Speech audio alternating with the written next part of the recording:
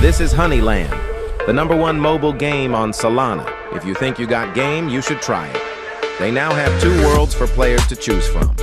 You can casually play by selecting your bees to go on hunting and harvest missions to earn HXD tokens. Players can also choose lands to attack and select bees for specific missions. Or you can choose the player versus player mode and compete for HXD. They even have a leaderboard that tracks the most ruthless bees. The marketplace is where you can buy and sell bees to make your swarm more powerful. Use the honeymoon suite to breed your swarm and get your numbers up. Use Trait Swap to customize your bees' traits to level up your style and skill to be the most diabolical swarm on the block. HoneyLand is available in the app stores, so you can download and start playing for free now.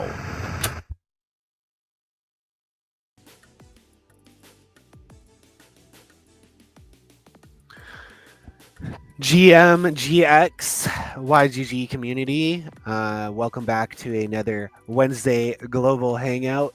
I'm joined by our guest AC, familiar face coming back to sub in for Fea, who is out on vacation. So always nice to see subbing in AC to come help me out here, co-hosting streams. Yep. What's up, YGG fam? Thank you, Paul. And yes, I'm back, and it's gonna be a sweet night for tonight. And Yes. it's nice to be back, to be home. That's right, man. You've been busy with your other weekly streams, so me and you like to kind of pop into each other's streams and help out when we need another co-host to spice things up. Yeah, that's right. it. That's right. So, Definitely, AC, 100%. we've been playing. I think both of us have been playing this. You've been playing HoneyLand a little bit longer than I have, but it's. I think it's one of the hot items this gap season. A lot of our community's been been going Definitely. nuts. A lot of our community are participating in the HoneyLand, and it's one of the top game in our community. So it's fun, and our community is enjoying, especially in the Discord, in our Discord chat. They keep on sending that questions, those how to, or the HoneyLand team also do some activity giveaway every day. So it's very nice, and our community is responding back and very happy with it. Yeah, 100%. Who doesn't love giveaways? So without further ado, let's bring on Vero and Corey from the HoneyLand team. Hey Vero, hey Corey. Good morning. What's up, guys? Hey, guys. GM. Yeah, GM. Yes, you guys are here, and Vero is super active in our Discord, dropping a bunch of stuff. So if you guys have questions throughout the stream, definitely feel free to drop it there, and she'll answer you. But yeah, why don't we just hear from you two, who you are and what you do at HoneyLand? Sure, I'll get started. You guys probably know Vero better than me at this point, although I am one of the founders of HoneyLand. I serve as the CEO. I try and do most of, just kind of the big directional shifts with HoneyLand, the big partnerships and collaborations. Gap Season 10 was obviously came out of me being at Wolves Den at GDC up in San Francisco. Got to meet Gabby and Marielle and the team. And so really that's a huge part of my role, is these big kind of moves for HoneyLand. And it's just been such an incredible ride, and have built just an amazing team with Vero being a part of that. Somebody who's come from player into one of the most important parts of our team and our project. And so why don't I let Vero introduce herself? I am the technical communications lead, and my responsibility is to communicate with you, the players. So I write the player guides, I do the announcements, I write the Medium articles, the in-game announcements, answer questions, create graphics, basically make sure you know how to play the game, and keep you up to speed on all our big changes and moves that Corey's busy creating. Wow, I love that, because both me and AC are very similar here at YGG. We were community members first, and now we're somehow full-time streamers for YGG. So always love companies that are bringing on their community members and giving them a bigger role when they're really ingrained and in the trenches. Love to hear that. If we look at everybody outside of the founding team that plays an important role in HoneyLand, every single person came from community member into kind of some sort of a moderator role, and then into a more of a full-time team role that is part of our full-time team. So we look at Nick, who runs our support, and actually a lot of our game design from like the community side at this point. We look at somebody like Hevel, who's my right-hand man. He runs basically all of our teams internally. He was our one of the very, very early ones to get whitelist before we ever had our original mint. And so yeah, it's been really cool. Our entire community, or our entire, I would say, team at this point outside of the founders is somebody who came in as a community member first. Extremely interesting. So that really makes you guys like I guess, can we say homegrown, even though it's like Web3 based, right? But like 100% say homegrown. Yeah, I remember when me and Hevel were just like two players hanging out in Discord chatting with each other, and now we work together every single day. 100%. AC, do you have something to chime in there? I think I heard you trying to say something. I know, definitely community-based hires and community mods and how you level up as a part of growing up of a project. Definitely 100% on that. I love how some of our chat is obviously most of our chat's from the Philippines, but they're clowning, dropping some Jollibees in there. One Jollibee collab. that was very much that was very much an ode to our Filipino community. Is it Jollibee? I always thought it was Jollibee because we don't have that here. So when I read it in the game, because we have it as one of the B likes in the game, so it's Jollibee or Jollibee? AC, I'm pretty sure it's Jollibee, right? Yes, it's Jollibee. Yeah. Jollibee. The second one, yeah. The more you know, the more you know. Going straight to the source to find out the true details. Exactly. Well, Jollibee is like crazy in the Philippines. We've got a few up here in Canada now because we've got a huge Filipino base. But yeah, like they go nuts, don't they, AC? Jollibee is number Definitely, 1, guys. definitely, yeah. The chicken is very good. But instead of obviously promoting Jollibee, let's hear a little bit more about HoneyLand, and I want to hear the story of how it came to be. Like, what's the origin story, Corey? Yeah, of course. So this is going to be pretty near and dear to you guys, but I remember it was a Friday afternoon.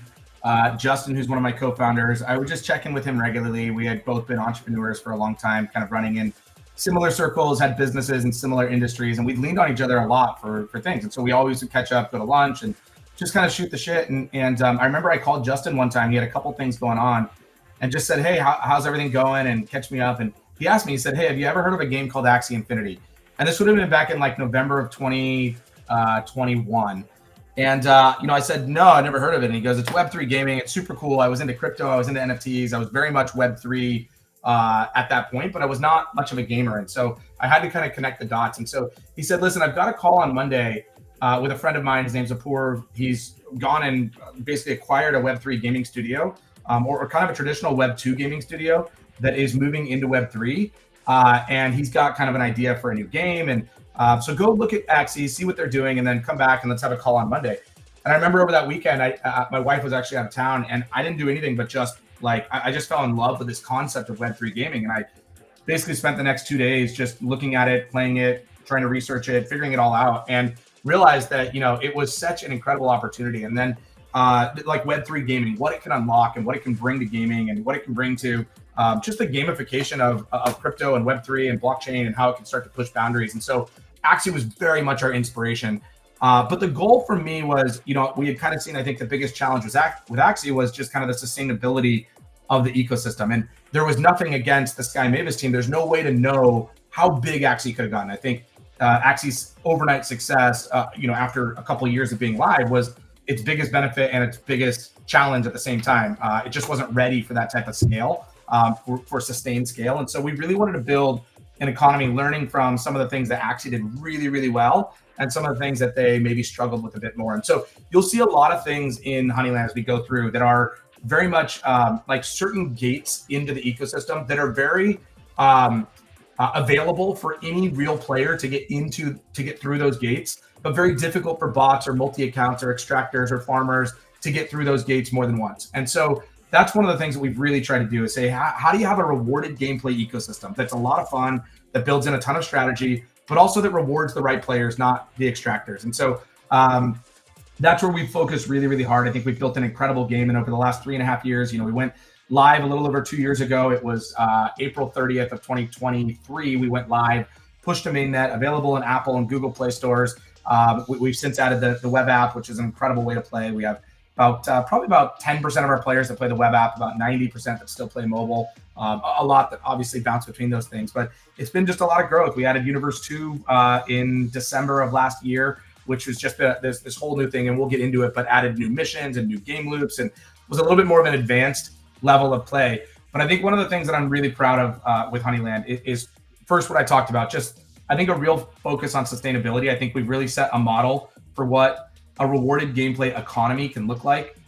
What are some of the levers that you can put on, things like withdrawal tax and certified beekeepers, just certain limits and ways that we can benefit and reward players through real activity and real people. I'm really, really proud of that. And then I think the other thing is we've just built a game that is technically really, really cool. And from a strategy standpoint is really, really deep.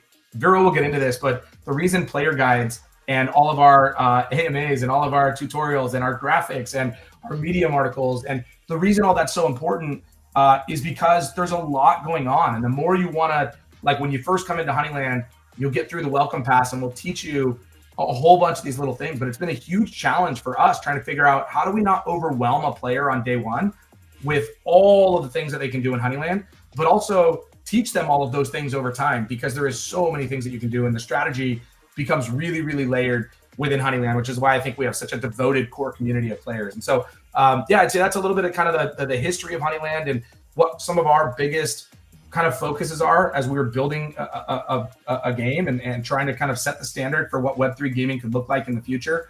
And some of the things that I think I'm really, really proud of. Yeah, it's always interesting to hear how much Axie inspired so many different games. Obviously, my avatar is an Axie, an Origin Axie, and that's kind of where YGG got its legs as well. And we built a lot of our core community. But as you said, they're quick. Well, I wouldn't say quick success, but their overnight success to becoming like really big was a blessing and a curse at the same time, but it also gave a lot of other games an opportunity to kind of learn what worked in terms of sustainability and what didn't. So love to hear that, and love to see that you guys are obviously taking the best aspects of that and making it work for you guys as well. AC, anything from that story that kind of piques your interest or anything like that? Because you've been here since day one as well. Yeah, definitely. The pillars of our Web3 gaming hype was Axie, and everything within the scholarship, what they call this system, and different ownership of NFT, and then earning while playing the game was pioneered then back in the 2021 days. And it's very really nice that everyone has their own kicks of their ecosystem within the Web3 space, and HoneyLand is giving their own flavor of Web3. Excellent. So I think I want to give a large portion here to really dive into the gameplay itself. So, Corey, I'm going to pull up your screen, and then Vero, I think I'm going to let you talk about all the mechanics. Obviously, Corey, feel free to chime into any mechanics that are super dear to your heart. But I think that's the best way to go about it. Because as you said, Corey, you guys have implemented some really cool things to help new players get acclimated, but there is a lot going on. Even for myself, getting started this gap season, there's quite a bit of content. That can be overwhelming for a new player, but after you get past that barrier, it's a blessing. Yeah, 100. I think that's what's about a game, right? You want a game that you can spend a lot of time with over time. If you're going to invest the first 5 hours, you want to know that you're not going to run out of things to do after 50 hours. And so I think that's one of the cool things that we've done here is we can get layer upon layer. Vero, why don't I let you kind of talk me through where you want me to go? Because I know you're much more in tune with probably some of the questions or some of the things that we'll need to do. So talk me through where to go, what to do, and how I can kind of point out some of the strategies that maybe you think people should know about. Sure. The first thing people should know is that when you join the game, you will be given a welcome pass, and you can do the steps along the welcome pass. They don't have to take that long. You can easily get them done in 1 or 2 days. We have a video that will help you get through it as fast as possible while learning as much as you can and getting all sorts of good free stuff. So if you go to honey.land/YGG, you have all of our tips and tricks videos that we made especially for this GAP Season 10 to bring people up to speed and help them have a really fast and fun time. When you are first starting your quest, the first quest is that welcome pass. So get that done. And then you're going to be doing primarily the harvest and hunt quests. Those are the ones people seem to dial in on. So Corey, if you can go to Universe 1, I want to talk about how to pick your land. This is the thing, and I've done several of these AMAs with different YGG guilds, and this is the piece that when I explain it, people go, oh, okay. Now we get it, yeah. So when you go into Universe 1 that Corey's showing right now, the center of the map where you see the bank is where Zone 1 is. And Zone 1 is the zone everybody can go to right away. But you don't want to hang out in Zone 1. Don't hang out in Zone 1 because there's all kinds of people in Zone 1. You want to try to get to higher zones as fast as possible. So we have discovered that there's a lot of nice sweet spots in Zone 3 and 4 where there's no other bees. So if you go right behind the bank in that woodland area there, Corey, you can see that there's usually a good juicy Zone 3 and 4 that don't have a lot of people on them. When you're picking a land for hunting, I want to start with hunting because this is where people are making the biggest mistake and slowing down their progress. When you're picking a land for hunting, there are a few things that are absolutely key. One is where Corey's on this land right now, and he's showing in the upper right area, you see that there's a drop time.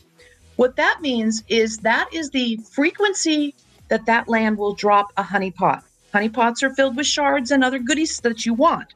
So what you're looking for is a land that's it doesn't really matter what the drop time is. What you want to see is when the next drop is. You want a next drop that's between 10 and 30 minutes is my advice.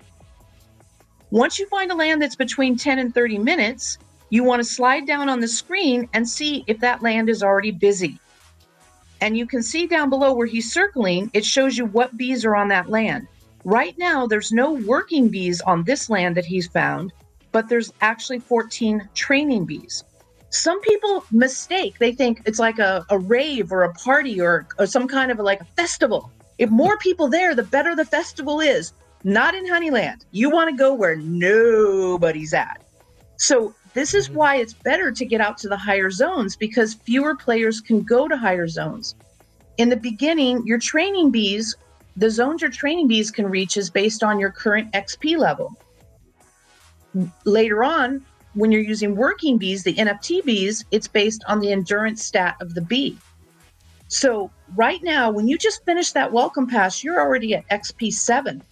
So go poke around in Zone 3 and see what you can find. What did you get there, Corey? That one? Yeah, this is probably the best one that I found just based on if I'm sending my working bees out, there's no other competition, which means as long as no other bees are coming onto the land before that drop time, I can guarantee myself a honey pot. If not, the longer I'm on the land, the more likely I am to actually get that. So sending my bees out early, having them sit on the land is gonna make sense. And I can strategically send bees out to have the highest luck stat possible, meaning even if another bee or another couple bees come on the land, I can give myself a great chance by trying to increase my luck on that land or increase my luck stat with multipliers and boosts and how I organize that mission.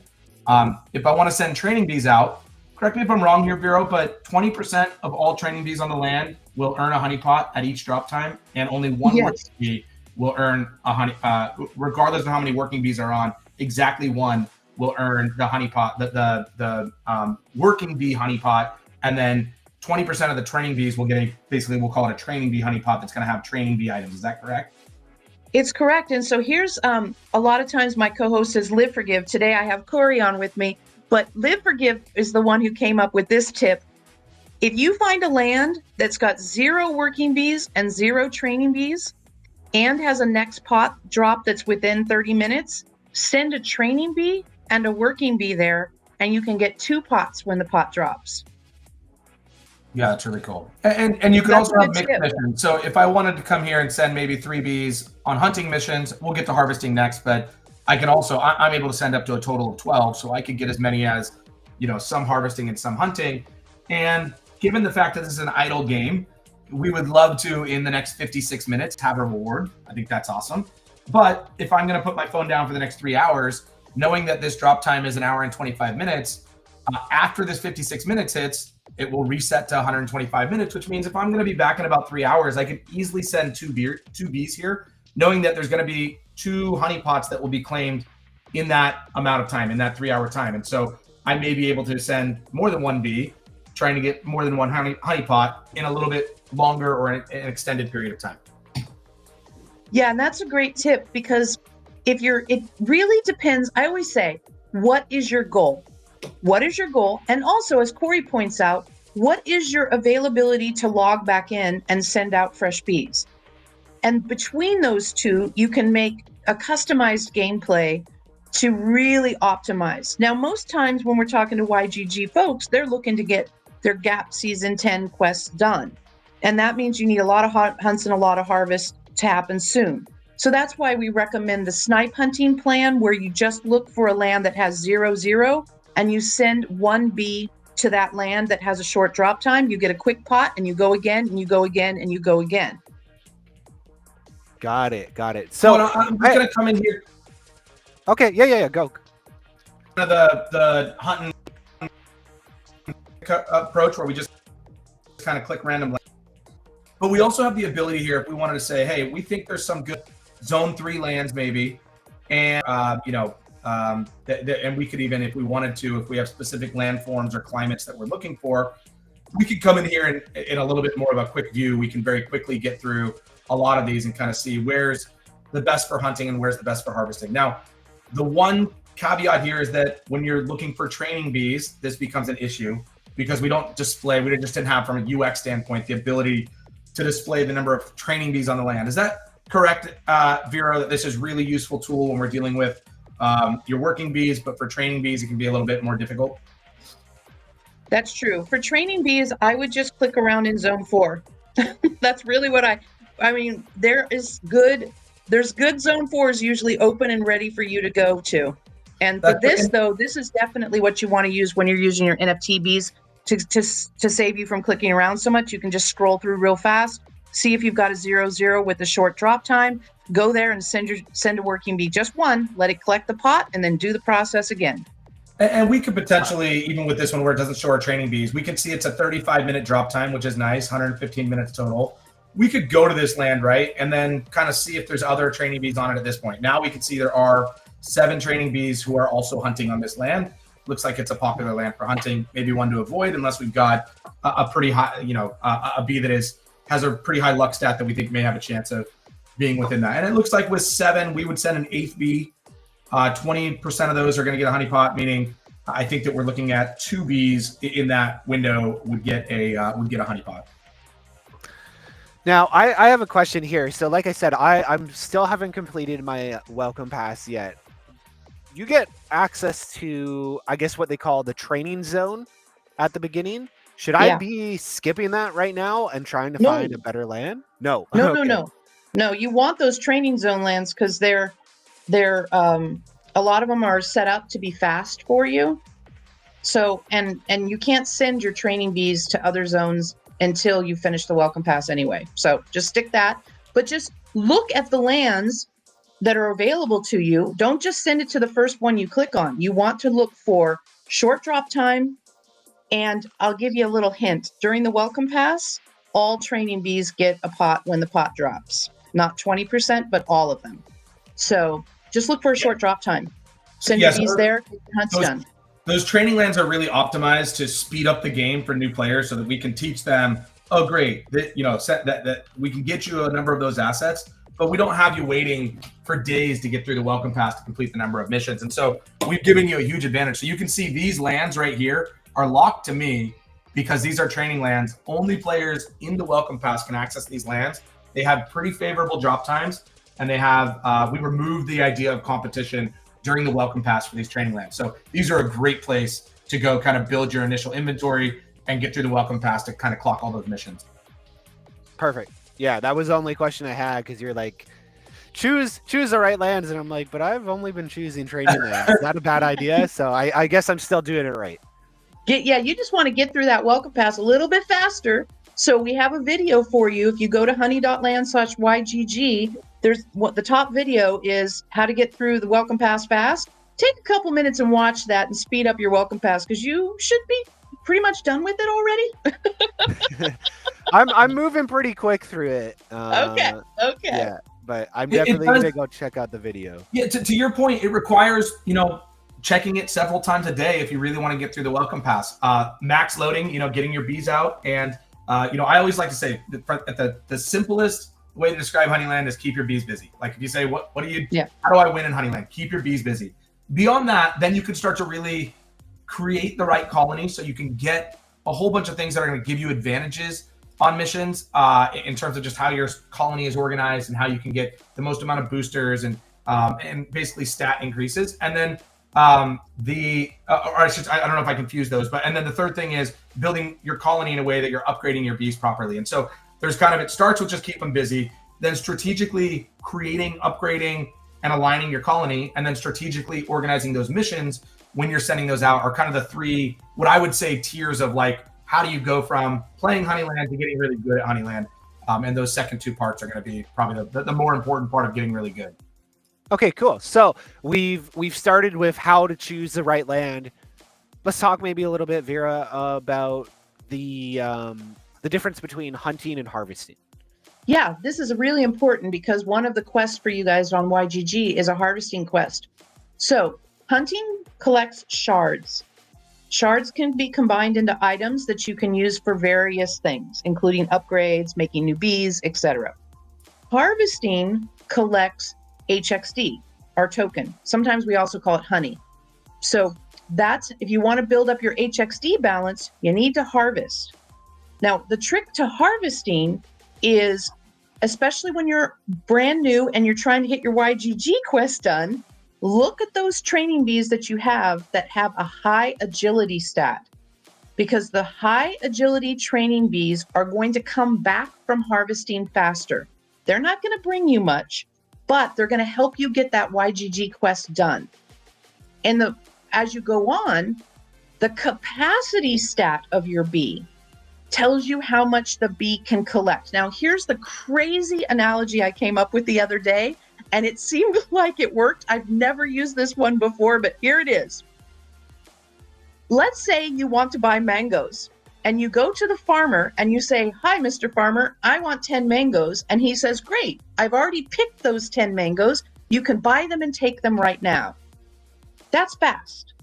If you instead show up to the farmer and say, "I want 10 mangoes," he says, "Hang on a minute, I have to go pick those mangoes and bring them to you." You know that's going to take longer. That is the difference between harvesting on a land that has reserves and a land that doesn't. When you're looking for lands to harvest, look for lands that don't have other bees on them or have very few other bees on them and have reserves, because that means the farmer's already picked the mangoes and he's just going to hand them to you when you show up, and your harvest will be much, much faster. So the honey reserves... I've got it pulled up here just so you can see next to where we have the drop time in the next drop, which is really useful information for hunting to optimize. You've got your HXD reserve, if there is any on the land, and then I'll let you continue going with the kind of hourly, but I just want to show that I'm Yes, that's perfect. So you can see that this is a zone 7 land, so it makes like 2.7 HXD every hour, which is great, but it's better if there's a pile of honey there for your bee to pick up. So when you're in the lower zones right now, the lower zones tend to have reserves right now, and the higher zones don't. So this is when you're harvesting, go and look for lands that have reserves. It will speed up the time it takes you to harvest. See, look at this one. What does that say? I can't read it with my 320 HXD reserves. Yeah. So, and how many people are harvesting? 0? Or zero working bees, 8 training bees. okay, right there. If you are on this stream right now, go send some bees to land 1226. It doesn't get any better than that. And if you've got your green woodland bees, send them there and they'll come back even faster. When you match your bees landform to the landform of the land, they get a 75% agility boost. So let's do this. Do you want to maybe go through kind of how we're filtering and finding our bees? Yeah, and you go ahead. Go ahead. Yeah. So depending on how many bees you have, once you really build your colony, you're going to have enough that I have, looks like only 6 woodland bees that can reach this land. So right here, we've got at the top left, you've got the zone that they can reach. This is the max zone that they can reach. Is that correct, Vero? I'm sorry, I went over to help in Discord and didn't see what you were looking at. Let me come back. Yeah. So yeah, that's the max zone they can reach. Yes. So it's the farthest zone that they can reach. So I've got a couple that can max out at zone 3, and then we'll get to my ones that can go to zone 4 or 5. Of course, I wouldn't want to send a zone 5B to zone 3 if I didn't have to, because I want to reserve it so that it has more options later on. And so this is how we just automatically filter them for you by the zone. But you can use all of our filters to get in here as well, and we can do everything from figuring out, or we're sorting by the zone right now, but we can try and match moods, which is always a good thing. We can always match for hunting. We want to match the dislikes. And so I'll just pull up maybe a number of my bees that it looks like can make it to this zone. Actually, I don't know if they'll be able to make it to this zone, but we'll see. So here's a number of bees I can get that met this criteria that would probably be relatively optimized. If we throw these in, and I'm just going to load them all in, but we can start to see where we get all these. So matching likes with anything that's green means it's matched to something. So I've tried to match my mood with my queen. That's probably the thing we'll get into, is the most important thing. Whatever your apted queen is, trying to have as many bees with that matching mood as possible. And then matching your likes, your dislikes. It looks like the matching dislikes doesn't matter for hunting or harvesting, I guess. So the matching, what we're really trying to do is match the likes and then match the moods here. Is that correct? And then the landform, of course. So this one has a landform match. This one does not have a landform match, meaning you're going to be getting a little bit bigger boost here than you are here, most likely because of the fact that we've matched 3 things up here. We've only matched 1 thing here. Yes, matching really matters. I just put the link to our article about that in your global Discord chat, and I'll send it here so we can post it here as well. The most important next thing, really, once you get past the welcome pass and you're starting to really want to maximize your earnings and maximize what you receive in the game, the boosts. They are the most important thing. So you can match your bees' mood to your queen's mood. So that's the most important one. You can match the bees' likes to boost things. You can match their dislikes in PvP. You can match the landform.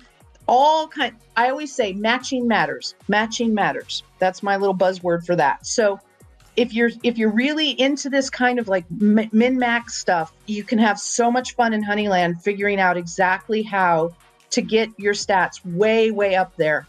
As an example, I have bees that I've maxed out for specialized hunting that my hunt stats my luck stats over 1100 on those bees. And if you look at the bees that you get from the welcome pass, the luck stats probably 2. Nice. This is my highest. Yeah. This is my highest luck bee at 389. It looks like. Let's see, a couple others that are going to be relatively lucky. 322. This clown bee. And you're going to see, we can probably talk a little bit about ways to upgrade. I've most likely upgraded those bees. I've added, we can see equipment to these bees. I've added custom cosmetics to these bees. All of these are ways that we can start to upgrade our bees to increase some of the different stats.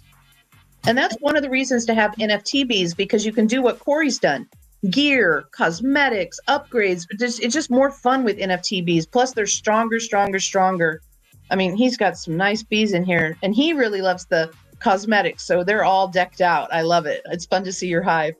Yeah. But a lot of people really care about, they'll have a lot of similar looking bees because they want specific style of like upgrade to the some cosmetic will have a big boost in luck and they're trying to get lucky bees. They may create an entire squad like that. Yeah, I very much try and keep a really good looking squad. So Yeah, I've got a rule. I don't make ugly bees, even if it makes the stats go up. I will not make ugly bees. My bees have to look good. So that one's really cool. Oh, now I'm getting all down the rabbit hole looking at Corey's hive. I love that one. Okay, I could do that all day. Well, speaking of bees, why don't we talk about bees and the difference between non-NFT bees and NFT bees, how you breed them, all that good stuff. Yeah, so I have a chart, a graphic that I can share. It's not letting me. Okay. The difference between... Is it in here somewhere? Oh, yeah. I was going to pull up the...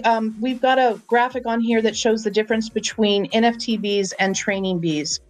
And, one's an NFT, one's something you get for free as you start the game. There's lots of different ways and reasons that they are... that they're different. The gameplay is different. How you use them is different. And so there we go. That's the one I was looking for. You can see this list of the things they can and can't do. So you're wanting to get into NFT bees. That's where you want to go. And you can buy them inside the store, and which is fun. You can buy just the right mood, just the right landform, just the right whatever you're looking for in the shop, as we have our player-to-player marketplace now. So this is the difference between working bees and training bees. That's on the chart on the screen right now. And now, as a free player, let's say, somebody doesn't necessarily have the money to spend. Can you work your way up to getting an NFT bee? Of course you can. Yeah, I mean, when you come out of the Welcome Pass, you'll have 500 HXD. And the Welcome Pass quest is to finish the Welcome Pass and shop in our marketplace for a NFT bee. So you can go into the marketplace and maybe Corey can show us the marketplace real quick. I'm going to see if there's any, if I go to the training bee in our shop, see if there's any egg shards available. There's not, unfortunately, today. So these reset every day. You can get randomly lucky and see some things, but oftentimes we can go buy bee shards. Hit refresh there. If you hit refresh, you might get lucky. Okay, got to spend just a tiny bit. There we go. So there now we go. Shards, I'm going to max this out, but for less than 1 HXD, basically we were 0.2 to refresh the shop, and now we're buying egg shards for less than 1 HXD. So we're at, it's basically a single HXD, and we now have enough bee shards. And this is sold out for today, but we can come back tomorrow and we can see again if there's more. Thanks for the refresh. I've never. Yeah, so if you refresh again, you'll probably get it again, actually. And he just got 2 training bees for that. That was enough there. So see, it's there again. That's enough shards. Now, if he maxes this one again, so now we're at what? 3 HXD, and he's got 4 new training bees. Yeah, I think I paid the half an HXD to refresh the second time. So do it again. You can do it 4 times, I think. No way. I'm hanging on to that stuff. I got enough that I need. I'll go to the asset marketplace really quickly because you wanted to show people this, right? So yeah. So here you can shop for NFT bees. Now, because Corey is a high VIP level, he pays less tax. So you might see a higher price when you go shopping in the bee shop. But as you level up, you'll see lower prices. And I have a graphic on how to lower the price you see in the shop. But you can go in here and you can... Let me just really quickly mention, it's not about higher fees because you're a newer player. That's not exactly what it is. The idea is that I actually have deposited HXD from onchain and brought it into the game. And so I don't have a tax on that. I talked about kind of the sustainability thing. And one of these things was a withdrawal tax. And so the idea is that if you want to earn HXD in the game, you can spend 100% of the value of that. But if you want to withdraw it from the game to go sell it on secondary, then you get less of a value. We want to incentivize players to earn HXD and spend it in the game versus earn HXD and immediately withdraw to sell.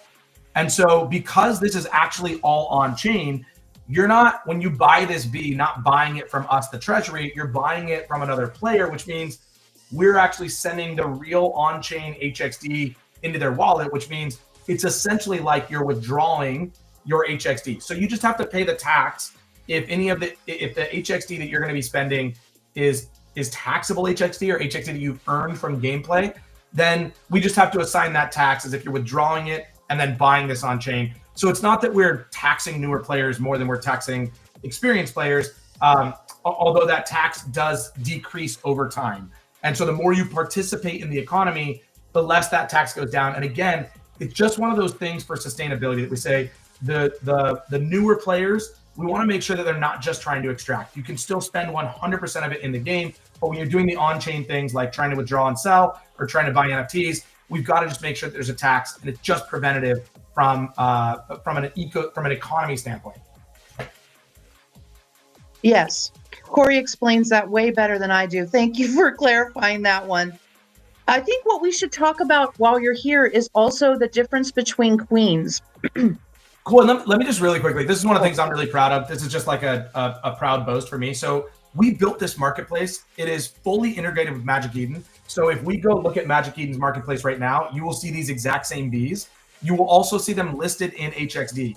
We are the only project, to my knowledge, we were certainly the first, that allows players to actually list and then transact, buy and sell in a currency that is not Solana or USDC. And so a really, really huge innovation for us. But one of the big things is if you try and you just need to figure out the mood, the generation, and you want one that's got a high luck stat, you just cannot do that on Magic Eden through their filtering. And so we built a fully custom marketplace that allows you to, if you needed a bee that has at least 200 as a luck stat, let's say, and you want to make sure that I like my frustrated bees. So let's just go over here and make them frustrated mood. And if I wanted to make sure that it likes also Jollibee, of course, right? So let's go for our Jollibee here. If I needed to find a bee that matches all this, I can now submit it and see how many match this. It's an incredible buying experience that just does not exist on a marketplace that wasn't built native and integrated to our game. And so the ability to buy and sell with all HXD, the ability to do it with a Magic Eden order book, and the ability to have this perfect listing and filtering, I think is a really, really cool part of this game. That it just something that I think I'm really proud of. So, all right, let's go to the queens now. Vero, but you should be really proud of that, Corey, and I'm glad you pointed it out because it really is amazing, and it just flies under the radar because people go, oh, there it is, but it was a big deal. For sure. All right, so on the queens, one of the things people often ask me is what's the first thing I should buy? How should I go shopping? What's the right thing to do? Number one in my book is you want to have the right queen, because in Universe 1, you only need one queen, and you want it to be the strongest queen that you can come up with, which in this case is typically a Gen 1 queen. We have Genesis queens, but there's only 650 of them, and they're quite expensive. But you can get a Gen 1 queen in a very affordable way, or you might even win it because we've been giving away quite a few of them. It's going to boost your mood matching. If you get a Gen 1 level 20 queen, she's going to boost your mood match 40% stat boosts. 40%. It gives you a cooldown reduction, and you can breed her, but it's okay if she's already done all her breeds. Right? She has 18 breeds available. You find one on the store that's already been completely bred, it's okay. You can get a different queen to breed later on if you want.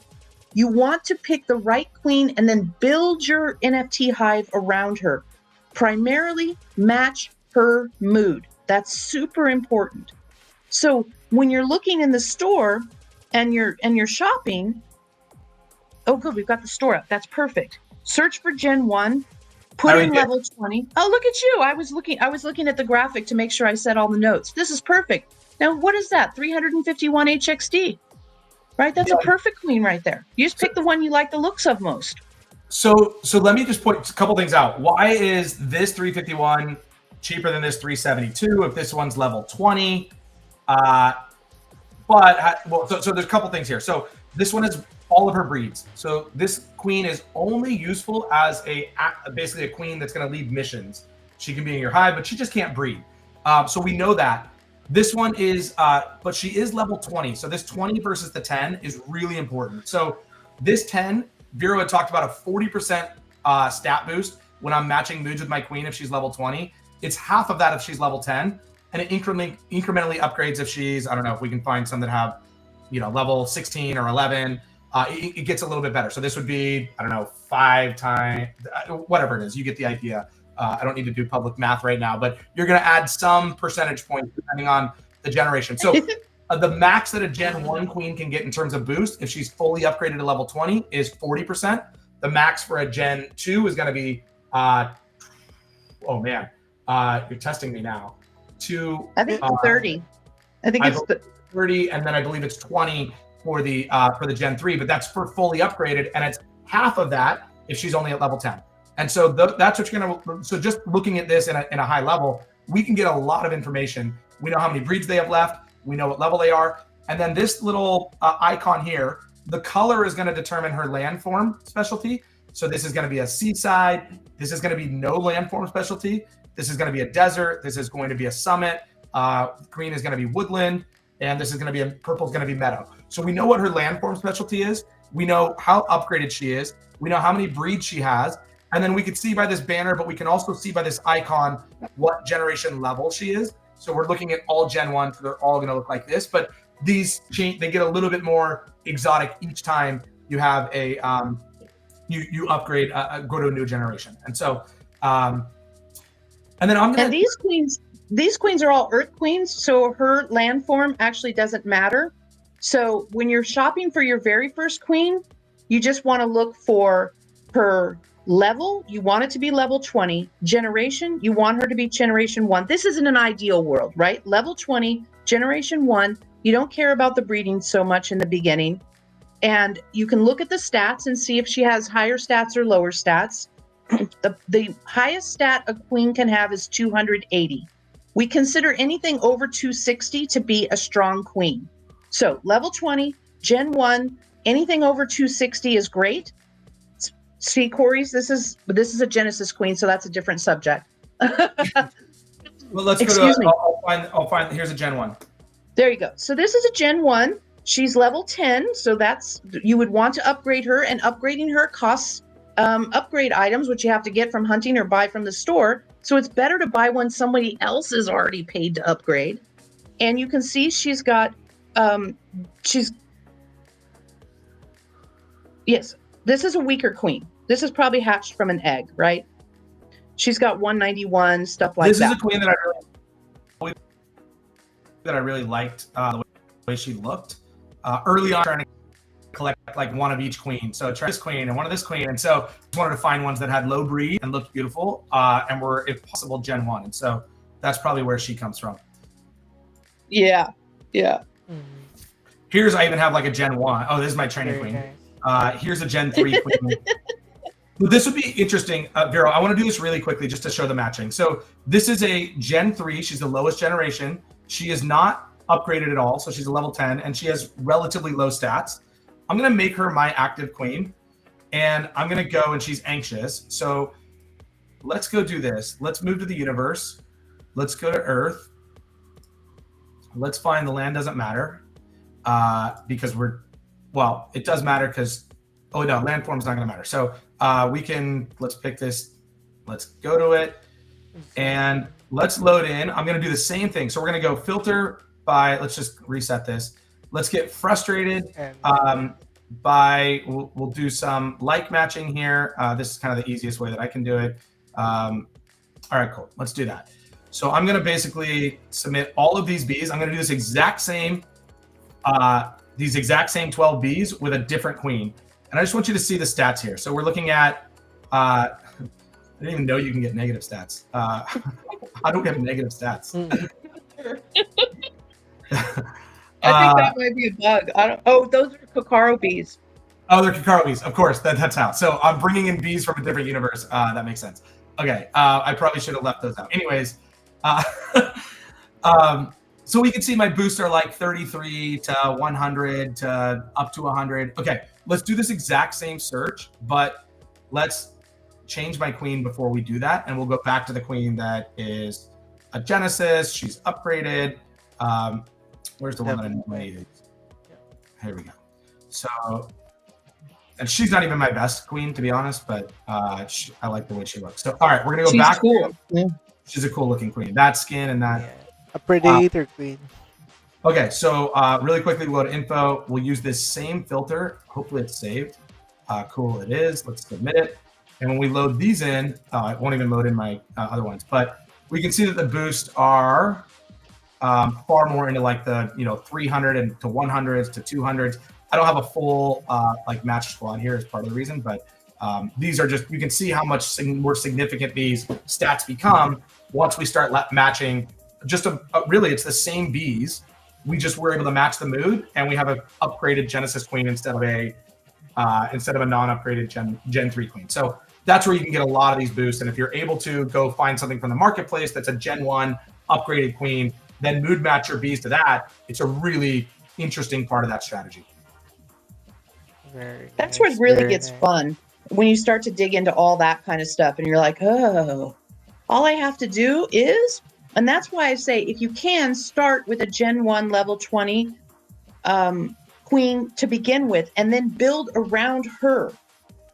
Rather than just buy a whole bunch of bees and not get any good boosts, you may as well be strategic, because now we do have the in-game store. It's not just you hatch queens or you hatch bees and hope that you get your mood. You can actually pick the exact bee you want to add to your teams and add to your earnings. Oh, and let's do this really quick. So we bought those egg shards. These are my training egg shards. It's 10 of them to create an egg, which is going to be a training bee egg. So now we have this. I've got 36 shards left since I just created one. And then let's head over here to the bee lab. We'll go to the hatching machine. This is just warning you that you need to pick your universe. And then let's go all the way to the bottom. Anything with a gray background is going to be, so you can identify the generation of the eggs by the background. This is a training bee, and I can hatch this completely free. Once every 48 hours, I get to hatch a training bee for free. We'll see what we get here. Sweet. Cool.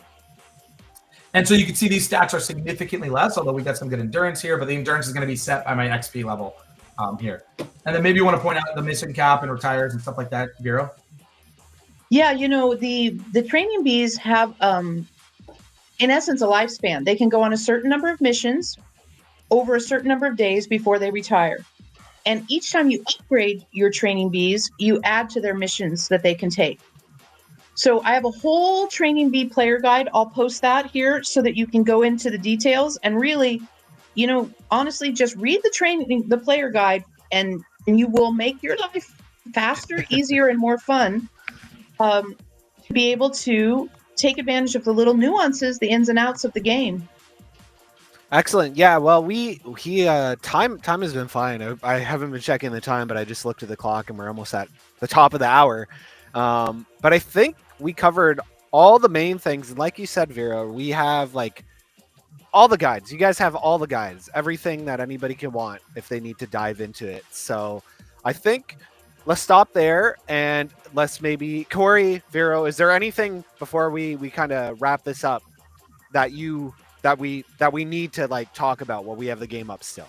Yeah, real quick, I would like to say is that the guilds have a guild quest, and the guild quest is the total XP gathered by all guild members. So what you want to do is get as many of your guild members through the welcome pass as possible.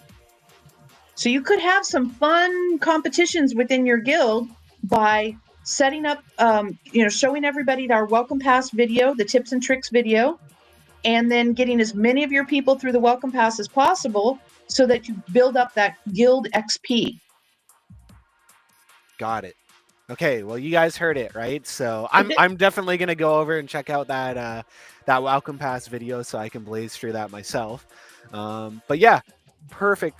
I'm going to pull that down here. So, Vero, Corey, any exciting updates or events in the next week or coming months that we should be expecting for HoneyLand? Man, let's see. Yes, there is.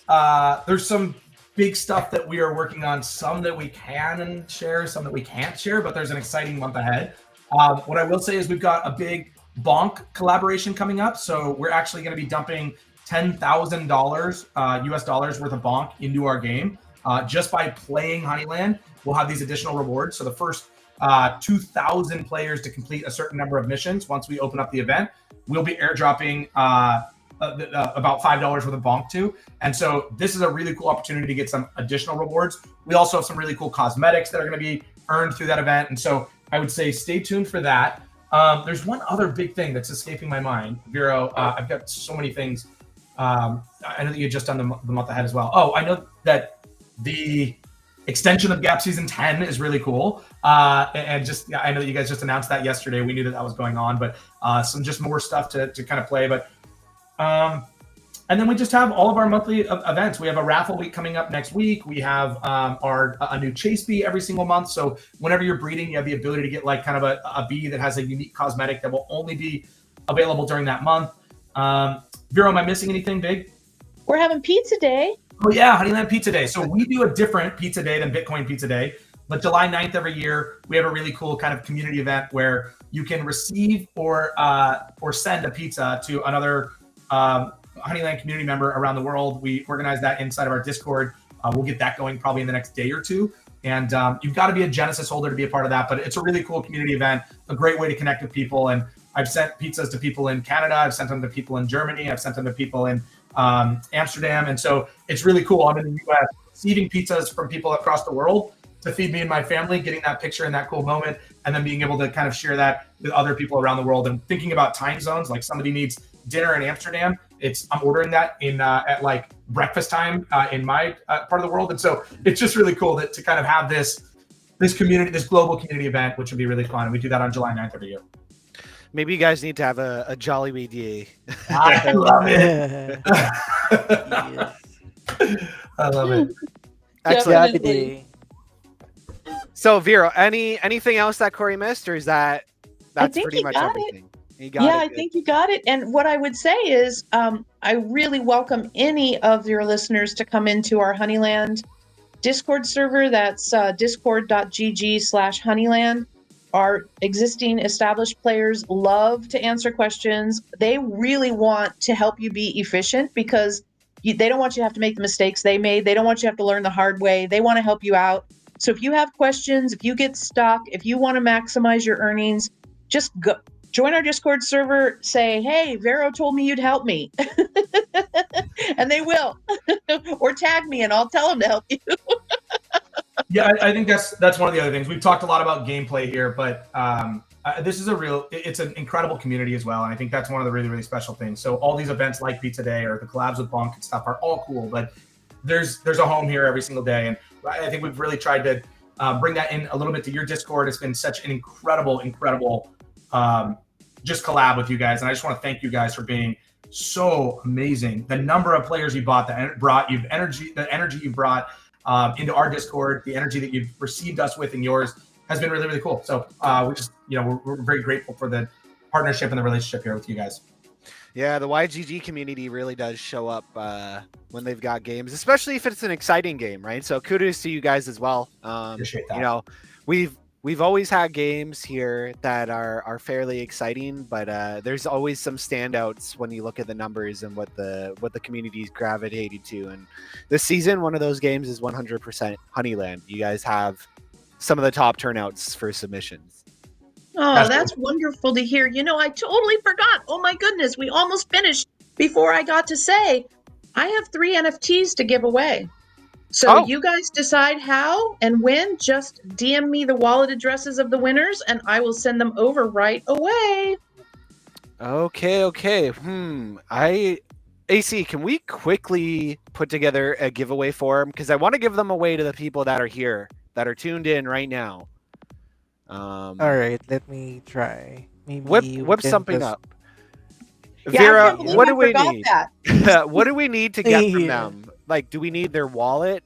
Just their Solana wallet. Whoever wins, you just send me the 3 Solana wallets, and I'll send an NFT, a free NFT to each of them.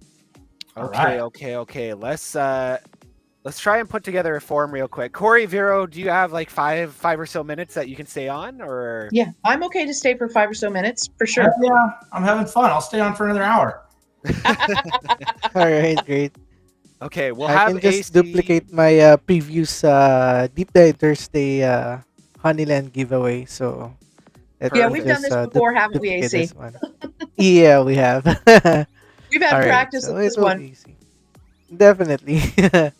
And by the way, we have the daily. I don't know if you still do the daily giveaway. So we have our channel for it, the HoneyLand giveaway thread.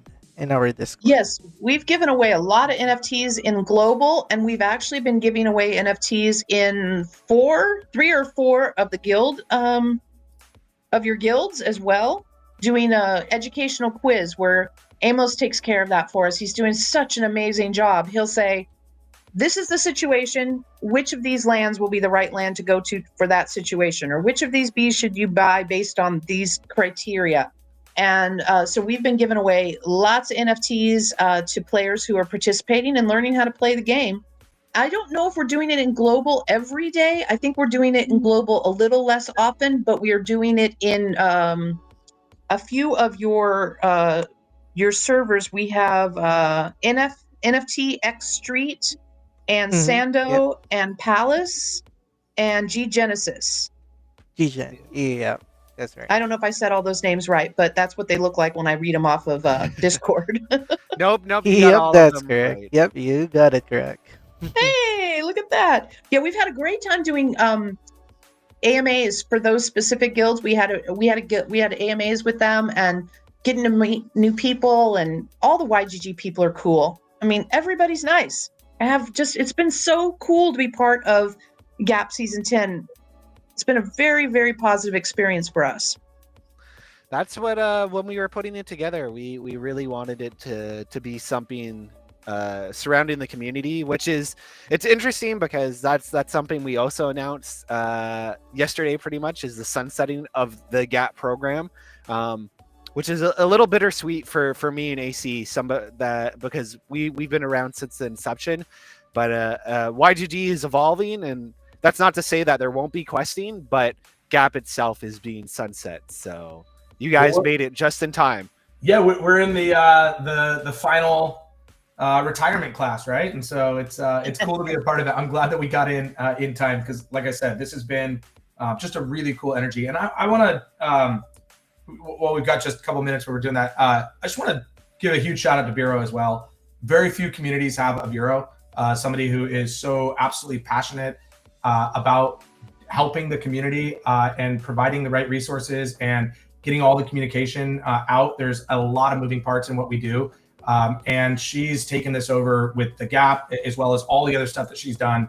And I just couldn't imagine somebody doing such an incredible job with this, not just in the Gap Season 10, everything she does for HoneyLand. The more you're in the community, the more you'll see. But she is just an absolute gem for us as a community, and a godsend to have her. And so it's really, really cool. And I just want to thank you, Vero, for all you've done, not just for Gap Season 10 here, but organizing everything, making this so special for HoneyLand and hopefully for YGG, and what you've done, for the last 2.5 years since you've really joined to make that really happen. So, oh, you're getting me all 100% on Thank that, you, and I agree with Corey with that. Very is very much helpful within our incredible. Discord as well. She Yeah, does so much. People get to see a lot of what she does, but people don't see 3/4 of what she does back in the scenes to make all this stuff happen. Showing up on this stream for me is really easy. Organizing everything to get here and having all the documents and all that stuff. It's something that we're all very, very fortunate to have her, me from the project side, you guys from obviously the communication side, and just having access to all the resources and figuring this stuff out, and having somebody who's going to tell you what you need to hear in Discord and answer it. And it's awesome. Building something like this requires a lot of people, and Vera's a very special one. Exactly. She's the boots on the ground. 100%.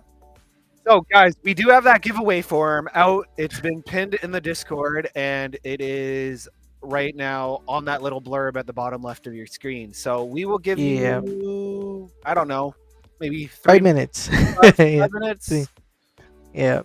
Yeah. All right. Minutes. I will remove the Twitter posts or something. So you just need to submit your HoneyLand wallet address. Exactly. So guys, if you're watching from wherever it is, put that link in and fill it out, and we will see who wins. We will spin the wheel of names. I love it. I love giving away stuff. It's fun. And Corey, that was so special and sweet. Thank you so much for I mean, it's an honor and a privilege to work with you and the team and HoneyLand. It's amazing.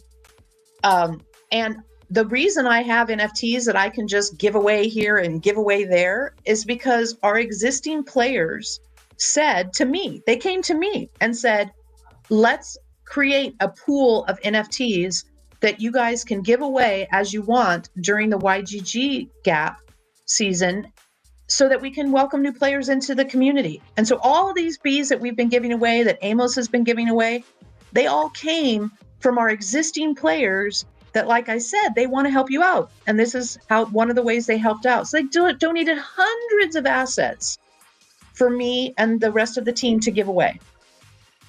Wow. So it's kind of, you're kind of operating like a DAO in a sense. Yeah, I mean, we're definitely not intending to be a DAO, just so everybody's clear there.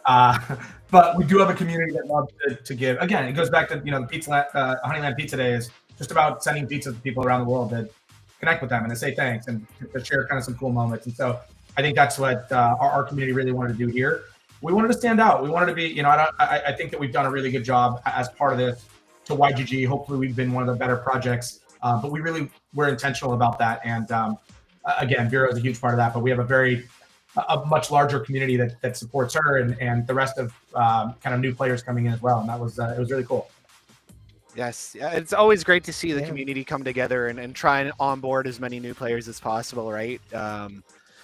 There's a lot of gatekeeping in traditional games where they're like, you're a noob, or we don't want to deal with the new players because it's, it's not fun for the OG players, but it's great to see that your community is not like that at all. It's honestly one of the things that made Web3 so special for me is that I feel like when you find a project and you latch on and you help it become successful, you can share in the upside.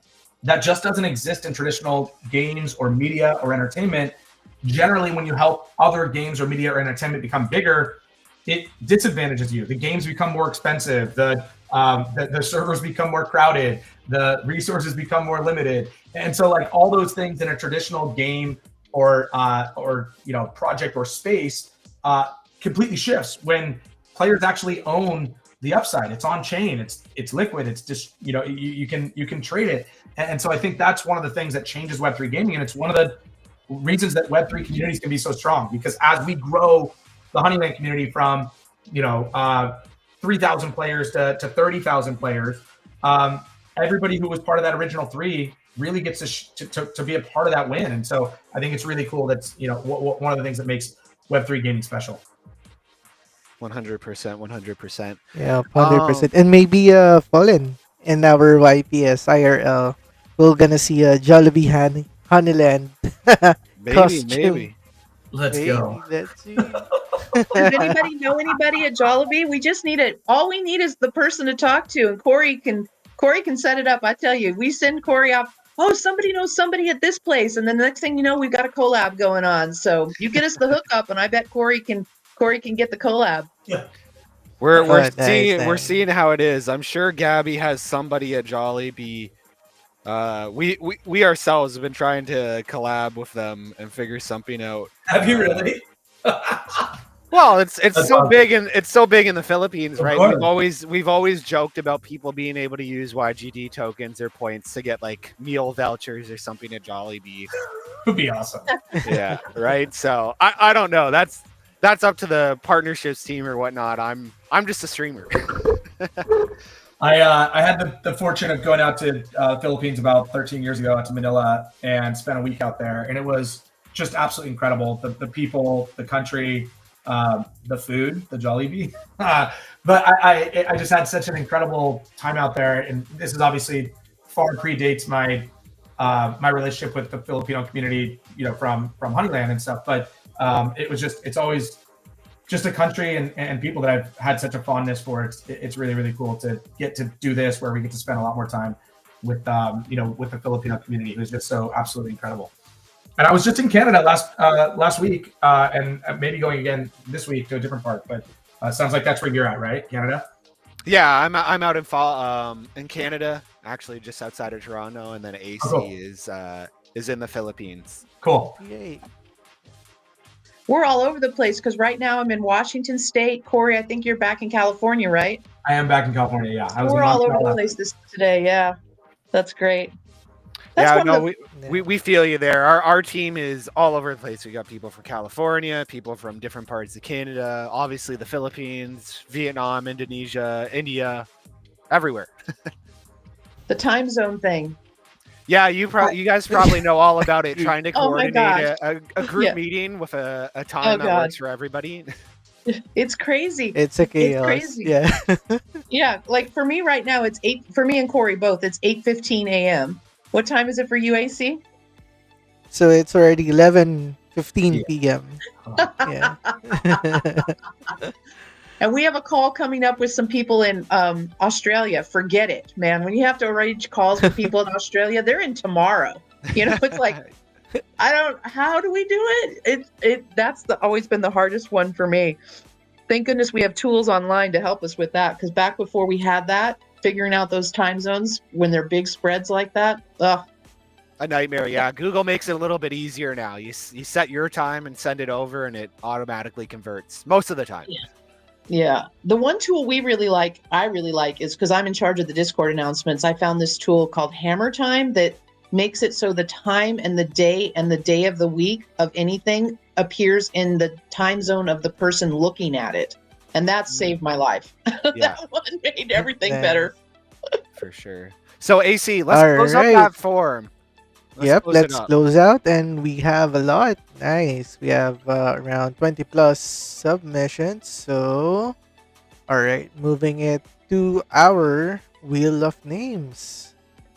And 20's not this- bad. I guess a few people tuned off early because we did have like 72 people in Discord itself, and we still have Yeah, we are 281 on Twitter right On now. X, yeah. On X. So people are being lazy, I guess. They don't want free NFTs. That's just better for the people that are taking the time. Your odds That's are right. in your favor. So we've got the wheel of names. Okay, here we go. So for the first one, let's go. Let's go. We've got 3 to give away. Good luck. Good luck.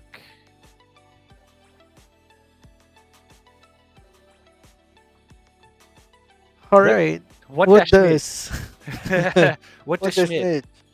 it? Congrats for the first one, and for the second one. Good luck, guys.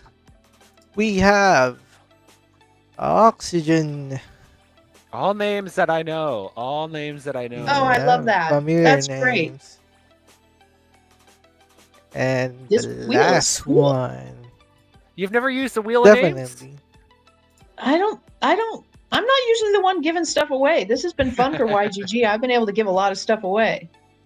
The wheel of names is cool.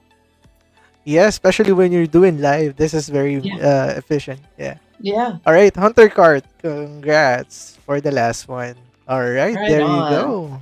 Perfect. We will get those Solana wallets over to you, Vera, and then you can send them over. So, yeah, Will thank you do. so much. And obviously, thank your community on our behalf for putting all those together. You are very, very, very welcome. So, just before we close up, guys, I have one more form for you guys to fill out if you can. I'm going to drop this in here, and then I will drop it in there. As I said, we are... Oop, that's the giveaway form, which is closed. I will need to change that.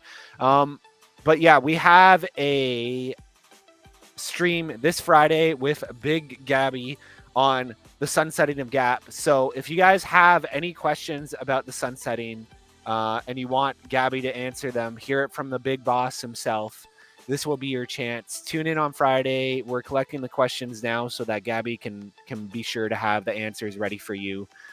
So fill that form out, whether you do it now or later. I will pin it.